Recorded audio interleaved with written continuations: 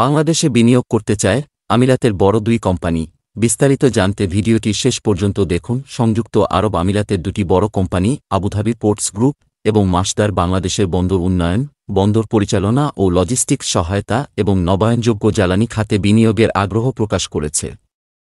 মঙ্গলবার ২-৮ জানুয়ারি ঢাকায় রাষ্ট্রীয় অতিথি ভবন যমুনায় প্রধান উপদেষ্টা অধ্যাপক মোহাম্মদ ইউনূসের সঙ্গে আবুধাবি পোর্টস গ্রুপের এডিপিজি সিইও আহমেদ ইব্রাহিম আল মুতাওয়া এবং মাসদারের এশীয় প্রশান্ত মহাসাগরীয় অঞ্চলের উন্নয়ন ও বিনিয়োগ প্রধান ফাতিমা আল মাদলুম আল সুওয়াইদি সাক্ষাৎ করে এসব বিনিয়োগ প্রস্তাব উপস্থাপন করেন।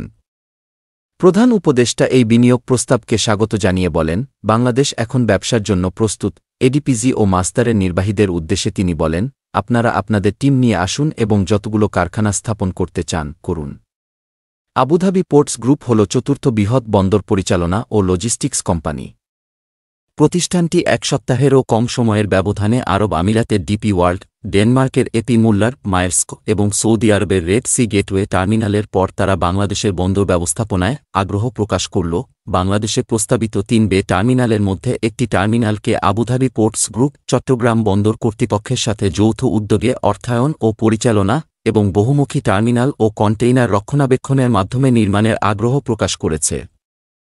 প্রতিষ্ঠানটির সিইও আল মুতাওয়া বাংলাদেশের কর্তৃপক্ষের উষ্ণ মনোভাবের প্রশংসা করেন এবং আশা প্রকাশ করেন যে তাদের বিনিয়োগ বাংলাদেশের বন্দরগুলোতে জাহাজ চলাচল বৃদ্ধি করতে সহায়ক হবে।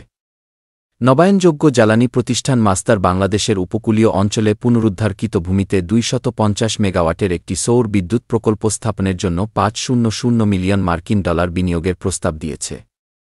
মাসদারের আঞ্চলিক বিনিয়োগ প্রধান ফাতিমা আল মাদলুম আল সুওয়াইদি বলেন, বাংলাদেশে নতুন ধারণা প্রদর্শনের ক্ষেত্রে আমরা অনেক বেশি সহায়ক।